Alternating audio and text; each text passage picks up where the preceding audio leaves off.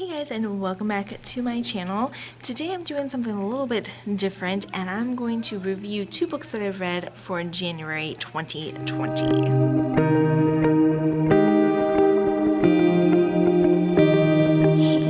If you're new here, my name is Rose and I'm a reading teacher in the state of Florida. I have been trying to increase my reading lately. Last year I actually joined my very first book club, which was a lot of fun, and was reading at least one book a month, and then I kind of graduated to a couple books a month and ended up reading 19 books in 2019. So my goal for this year is to read 20 books in 2020. So this month I have read 2 books, and so I wanted to review them for you and kind of tell you a little bit about them. So my first book that I read, this was not an actual book, but an ebook that I read, and it was called No Exit by Taylor Adams. I really enjoyed this book. This was actually a recommendation from Miss Ray Dunn Reads, or teaches, I can't remember. Miss Ray Dunn Reads, I believe, is still her YouTube channel. I will try to link it down below or put it in the cards up here. So she has really recommended this book as a suspense novel, and it definitely was. It's basically a little like synopsis of it. This girl is trying to go home for Christmas holiday, and she gets stuck in, I think, Colorado, in this like a rest area, and she finds someone abducted in one of the cars, and now, you know, there's 5 feet of snow, they're stuck in this rest stop, and she doesn't know what to do. There are lots of twists and turns that go on.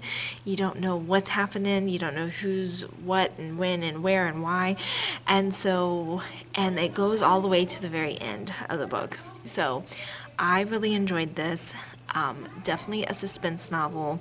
It was a pretty easy read. It did take me a while just because I'm a busy teacher to read it.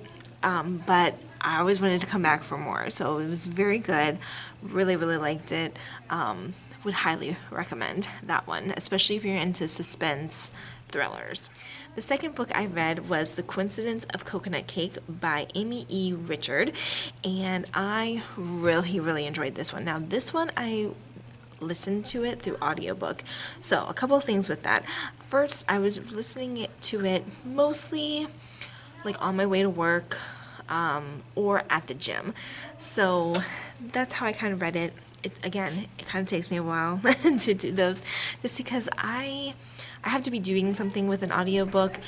So I don't usually do audiobooks. I've just kind of gotten into audiobooks, but this one was a really cute, lighthearted book. It was reminiscent, and I think it's in the synopsis of You've Got Mail.